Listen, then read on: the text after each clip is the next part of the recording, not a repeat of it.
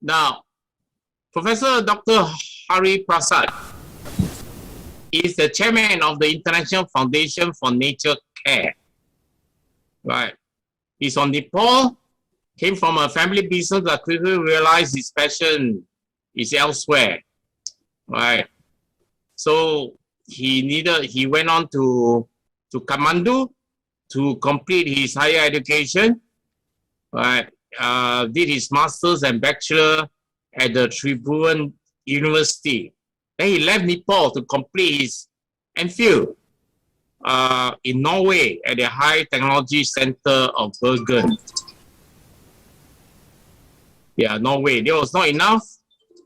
He's still not satisfied, so he decided to do his PhD and went to Allahabad University. Okay, he has been a campus chief of Tri Chandra College, the oldest college of Nepal. Right. So he settled there. He worked as a head of department in the biology department of St. Xavier for 12 years. And married 3 children, wonderful 2 daughters and a son. So Rajiv had a lot of experience, right, in self-improvement, and he must so learned. So Professor Hari Prasad, we are ready to hear you. Are you ready?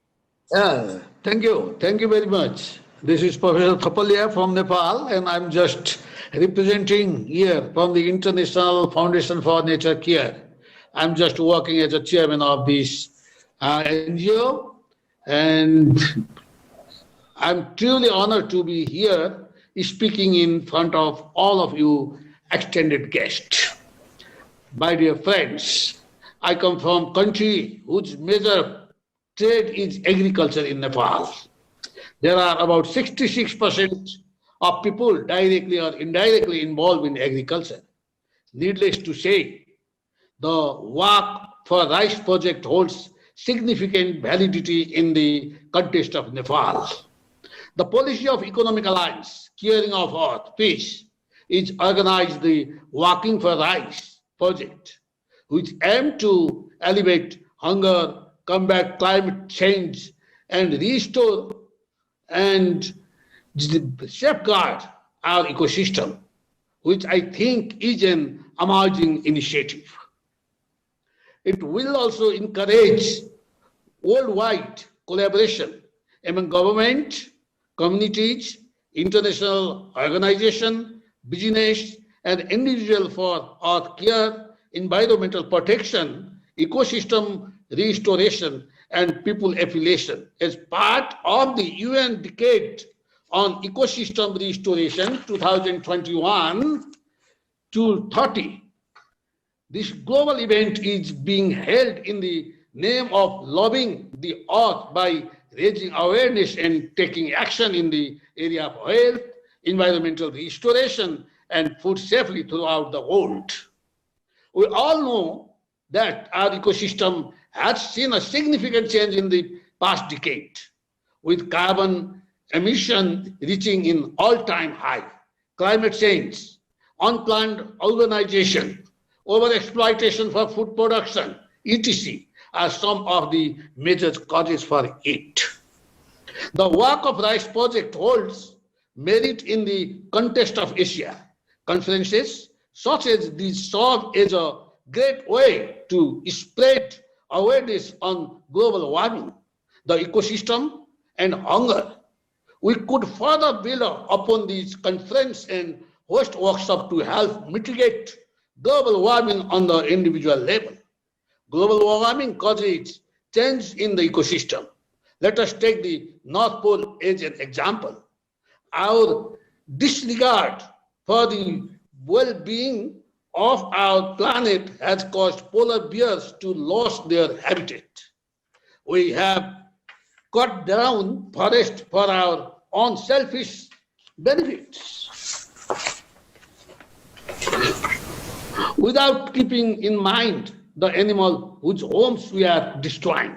There have been many documented elephant attacks in Nepal alone caused because of the elephant get agitated as their migratory routes have been destroyed. The water bodies of the earth are full of plastic and radioactive waste. We have caused an imbalance in ecology at every level imaginable. Year after year, we can see the temperature fluctuating more and more drastically. It is raging in the month it not supposed to end. Monsoon month have been dry. In Nepal, last October, it rained in the eastern part for 2 straight days. A lot of crops were destroyed due to flood and flood. This caused a lot of farmers a major financial crisis, and most of them have still not been able to recover. In the recent Glasgow Climate Summit, which is the United Nations Climate Change Conference, their main agenda was a phase out coal emission. The burning of fossil fuel in the main human source of carbon dioxide emission. Coal produces about 43% of total emissions, being the greatest producers of carbon dioxide emission among all fossil fuels. According to the COP26 agenda, coal extraction must be phased out quickly in order to mitigate global warming. The increase in temperature has been affecting the weather. Agriculture around the world is getting affected, which might lead to food scarcity. Climate change is a threat to our planet, diversity of life. Infectious illness such as malaria have become more common because of climatic change. The rise in temperature raises the danger of heat-related disease, which can even lead to death. The consequences of an increase in temperature have also caused many natural diseases like hurricanes, floods, drought, wildfires, etc., which have had a negative impact on the economy. Sea level have risen. Sea ice has melted. CO2 level in the atmosphere have increased. Forest and animals have declined. And in recent years, a number of governments have declared climate emergencies. Climate change is one of primary causes of dramatic changes in the world's ecology. We can enhance our agricultural method to help reduce environmental change. We need to increase our irrigation management efficiency, which will help to minimize fossil fuel of greenhouse gas emissions. We may employ renewable energy sources like solar panel and wind turbines to lessen our reliance on fossil fuel in food for agricultural production, storage, and transportation, and reduce our usage of petroleum-based fertilizers and pesticides.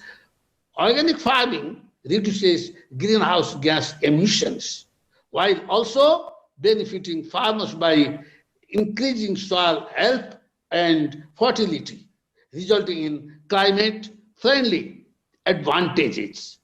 Reforestation should be emphasized for a variety of reasons, including providing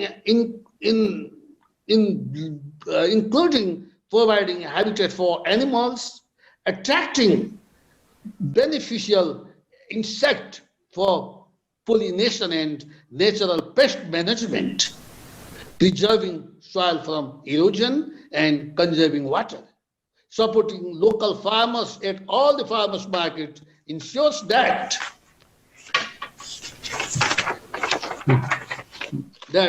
farming remains sustainable, allowing farmers to stay on their property and succeed in producing food that feeds us while also caring for the environment. It is time to act. If we don't do anything now, then we might forever change the landscape of our home and destroy it beyond repair. If we are all aware of the implication of global warming and actively participate in making our differences on the environment, we might be able to save our Earth. Dear friends, just see, my organization want to collaborate some program with you in the birthplace of Buddha in Lumbini of Nepal. Hope all of you are happy to collaborate with us, and thank you very much. And also thanks for providing me this good time with the good speech. Thank you very much. Thank you so much, Professor. Yeah, so interesting to hear. Hopefully we have more time, you will elaborate more.